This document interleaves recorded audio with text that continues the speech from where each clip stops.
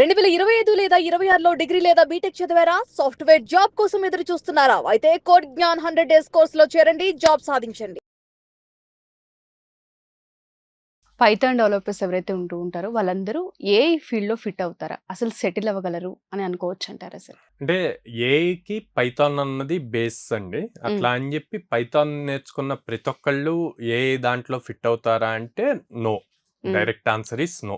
Okay. ఎందుకో చెప్తాను. So Python అన్నది ఒక స్క్రిప్టింగ్ లాంగ్వేజ్. హ్మ్. సో మనం లాజిక్స్ బిల్డ్ చేయడానికి బ్యాక్ అండ్ డేటాబేస్లో కోడ్స్ రాయటానికి అది బాగా యూజ్ అవుతుంది. హ్మ్. దాన్ని బేస్ చేసుకొని ఓకే ఏఐకి పైథాన్ అన్నది ఫౌండేషన్ కదా, సో ఏఐ కూడా చేసేయచ్చు అంటే అవ్వదు. ఎందుకంటే ఏఐ చేయాలి అంటే ఆర్టిఫిషియల్ ఇంటెలిజెన్స్ రిలేటెడ్ ఏది చేయాలి అన్న first of all mathematics related things స్ట్రాంగ్గా ఉండాలి. Okay. Probability statistics, linear algebra, differentiation ఇట్లాంటివన్నీ కూడా క్యాలిక్యులస్ హ్మ్. ఈ టాపిక్స్ స్ట్రాంగ్గా ఉండి ఇచ్చిన ప్రాబ్లం స్టేట్మెంట్ని ఒక ఏఐ మోడల్ అప్లై చేసేటప్పుడు ఈ ఏదైతే మ్యాథ్స్ టాపిక్స్ చెప్పానో వాటిని ఇంప్లిమెంట్ చేస్తూ ఎలా చేంజెస్ చేయగలి అన్న ఐడియా ఉంటే గనక అప్పుడు యూజ్ అవుతాయి. ఓకే. నేను ఎప్పుడైతే కంపెనీస్తో మాట్లాడినప్పుడు హ్మ్. సిఇఓస్ కానీ లేకపోతే డేటా సైంటిస్ట్స్ కానీ లేకపోతే టీమ్ హెడ్స్ కానీ వీళ్ళతో ఇంటరాక్ట్ అయినప్పుడు ఏఐ రిలేటెడ్ ఎలా హైర్ చేస్తారు అని అడిగినప్పుడు ఎక్కువ మంది చెప్పిన ఆన్సర్ ఏంటి అంటే ప్రోగ్రామింగ్ వచ్చిన వాళ్ళకి మ్యాథ్స్, స్టాటిస్టిక్స్ ఇవి రావటం కష్టం. హ్మ్. సో అట్లాంటి వాళ్ళని ఓన్లీ డెవలపర్ పొజిషన్స్కి తీసుకుంటాము. ఓకే. మ్యాథ్స్, స్టాటిస్టిక్స్ వచ్చిన వాళ్ళకి హ్మ్. ప్రోగ్రామింగ్ నేర్పించడం ఈజీ.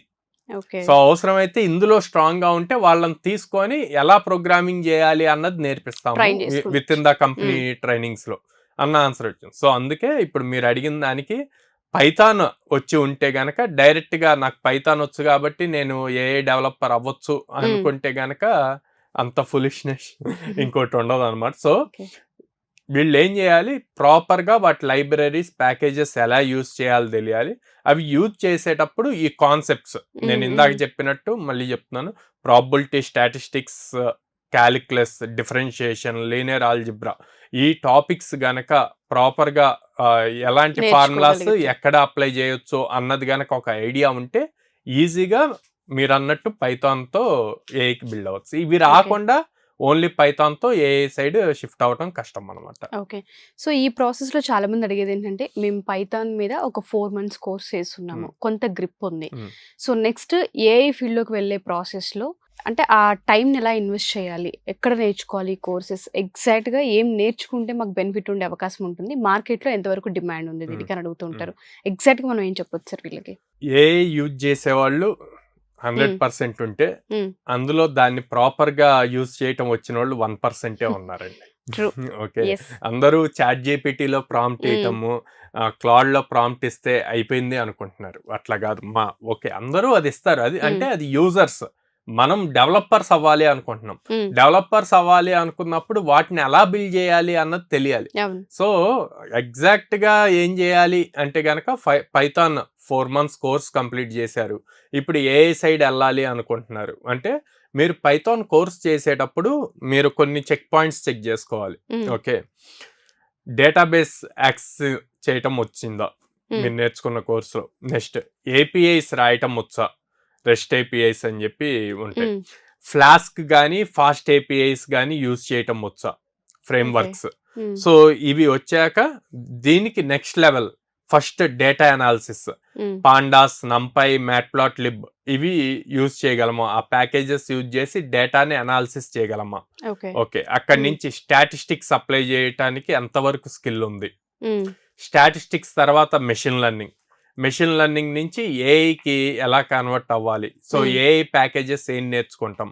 మనం కూడా ఒక క్లాడ్ అని ఉంది, ఆంథ్రోపిక్ వాళ్ళు క్లాడ్ బిల్డ్ చేశారు.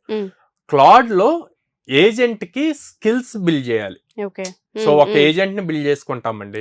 ఈ ఏజెంట్ మీరు డైలీ చేసే పనిని అదే చేసేస్తుంది. ఫర్ సపోజ్ ఎవ్రీడే మీరు టీమ్ గ్రూప్ లో గుడ్ మార్నింగ్, ఇవాళ నా యాక్టివిటీస్ ఇవి అని చెప్పి ఒక వాట్సాప్ మెసేజ్ పెట్టాలి. ఈ యాక్టివిటీస్ ఇవి అని మీరు ఎక్కడో చోట నోట్ చేసుకుంటారు. అది మీరు ఎవ్రీడే మీరు మెసేజ్ పెట్టకుండా ఏజెంట్ కి ఆ స్కిల్ నేర్పిస్తే ఆ ఏజెంట్ డైరెక్ట్ గా ఎవ్రీడే మీరు ఎక్కడైతే ఈ టైప్ చేసి మీరు సేవ్ చేసి ఉంటారో దాన్ని తీసుకొచ్చి అదే పోస్ట్ చేస్తుంది. మీరు Okay. మాన్యువల్ గా వెళ్ళి మళ్ళీ ఎవ్రీడే టైప్ వాట్సాప్ లో చేయాల్సిన పని లేదు. సో అందరూ ఇప్పుడు ప్రెసెంట్ అందరూ ఏం చేస్తున్నారు, ఏజెంట్స్ బిల్డ్ చేస్తున్నారు. కానీ బిల్డ్ చేయాల్సింది ఏజెంట్స్ కాదు, ఆ ఏజెంట్స్ లో స్కిల్స్ ని ఎలా బిల్డ్ చేయాలి, ఓకే ఆ స్కిల్స్ ఎలా నేర్చుకోవాలి అన్నది ఇంపార్టెంట్. స్టూడెంట్స్ ఆ వేలో గనక థింక్ చేసి ఆ స్కిల్స్ నేర్చుకుంటే చాలా యూస్ఫుల్ అవుతుంది. ఓకే. సో ఎవరైతే ఏఐ ఫీల్డ్లో ఫిట్ అవ్వాలి అనుకుంటున్నారో, ఏఐ డెవలపర్ అవ్వాలి అనుకుంటున్నారో స్టూడెంట్స్, మన దగ్గర కోడ్9లో పైథాన్ బేస్ ఏదైతే ఉంటుందో అది తీసుకొని దాని త్రూ ఇక్కడ మనం అంటే స్కిల్ని అప్స్కిల్ చేసుకునే అవకాశం ఉంటుంది అంటారా సార్? సో మన దగ్గర అప్లైడ్ ఏజెంటిక్ ఏ అని Hmm. చెప్పి కోర్స్ ఉందండి. అంటే Okay. ప్రాపర్ ఏజెంట్స్ ఎలా బిల్డ్ చేయాలి, దాంట్లో స్కిల్ సెట్ ఎలా బిల్డ్ చేయాలి, దానికి ర్యాగ్ మోడల్ ఎలా వాడాలి, ఎల్ఎల్ఎంస్ ఎలా వాడాలి అన్నవి చాలా క్లియర్ గా విత్ ప్రాజెక్ట్స్ కోర్స్ ఉందన్నమాట. ఓకే. సో దీనికి కూడా సేమ్ మన రెగ్యులర్ కోర్సెస్ లాగే విత్ ప్లేస్మెంట్ సపోర్ట్ ఉందన్నమాట. ఫ్రెషర్స్ ఎవరైనా ఉంటే దీనికి కూడా ట్రై ట్రై చేయొచ్చు. చేయొచ్చు. Yeah. ఓకే. సో ప్రాక్టికల్ గా ఇక్కడ మనం ఎక్స్పీరియన్స్ ఇచ్చే అవకాశం ఉంటుంది అంటారా వీళ్ళకి కూడా? యా, ఆల్రెడీ ఇందులో 3 ప్రాజెక్ట్స్ బిల్డ్ చేస్తారు కదా, సో రియల్ టైమ్ ఎక్స్పీరియన్స్. అవును. ఇక్కడ మిగతా వాటికి అనుకోండి, for Mm, suppose Python full stock, Java full stock తీసుకుంటే ఏవేవో ప్రాజెక్ట్స్ బిల్డ్ చేయాలి, Mm. బిల్డ్ చేసి వాటిని డిప్లాయ్ చేసి అట్లా ఉంటది. ఇక్కడ ప్రాక్టికల్ ఎక్స్పోజర్ అంటే ఏం లేదు, మనం రెగ్యులర్ గా చేసే వర్క్స్ ని Mm. ఆటోమేట్ చేసుకుంటే, మనం ఈమెయిల్స్ పంపించే వాటిని, మనం వాట్సాప్ సెండ్ చేసే మెసేజెస్, లేదా మన షెడ్యూల్స్ ని ఆటోమేటిక్ గా అది linked in posting, Twitter posting, ఇట్లాంటి అన్ని కూడా ఒక ప్రాపర్ ఆర్డర్ లో మనం ఏజెంట్స్ ని బిల్డ్ చేయగలిగితే అదే రియల్ టైమ్ ఎక్స్పీరియన్స్ వస్తుంది. అక్కడి నుంచి క్రిటికల్ థింగ్స్ ని ఎలా లింక్ చేయాలి అన్నది ఇంపార్టెంట్ అన్నమాట. సో అల్గరిథమ్ ని ఎలా ఫైన్ ట్యూన్ చేయాలి, ఫైన్ ట్యూన్ చేసి ది బెస్ట్ ఆన్సర్స్ ఎలా తీసుకురావాలి అన్నవి గనక చేయగలిగితే ఈజీగా వాళ్ళు జాబ్ ట్రాక్ చేయగలుగుతారు. ఓకే. మన దగ్గర కోర్స్ డ్యూరేషన్ ఎన్ని మంత్స్ ఉండే అవకాశం ఉంటుంది సార్? సో 100 వర్కింగ్ డేస్ అండి, అంటే దాదాపు 4 months వస్తుంది అనమాట. ఓకే. సో ఏ విధంగా అప్రోచ్ అవ్వాలి అంటారు అసలు స్టూడెంట్స్ ఇక్కడ అప్రోచ్ అయ్యే ముందు? స్క్రీన్ మీద కనిపిస్తున్న నెంబర్స్ కి కాల్ చేయొచ్చండి, డైరెక్ట్ గా మా బ్రాంచెస్ కి విజిట్ చేయొచ్చు. విజయవాడ మొగలరాజపురంలో ఉంది, హైదరాబాద్ జైంట్ మెట్రో స్టేషన్ దగ్గర ఉంది, and then Vizag Dwaraka Nagar first line లో ఉంది. Okay. So students and parents direct గా విజిట్ చేసి కౌన్సిలర్స్ తో మాట్లాడి వాళ్ళకున్న డౌట్స్ అన్ని క్లారిఫై చేసుకొని అప్పుడు డెసిషన్ తీసుకోమంటారు. డెఫినెట్ గా సార్. అండ్ మనకి ఎక్కువగా ఫార్మర్ బ్యాక్గ్రౌండ్ నుంచి, ఫార్మింగ్ బ్యాక్గ్రౌండ్ నుంచి, లోయర్ మిడిల్ క్లాస్ నుంచి ఉంటారు కాబట్టి వీళ్ళకి నో కాస్ట్ ఈఎంఐ, అంటే ఎలాంటి 1 రూపీ కూడా ఫస్ట్ డే పే చేయకుండా జాయిన్ డైరెక్ట్ జాయిన్ అవ్వచ్చు.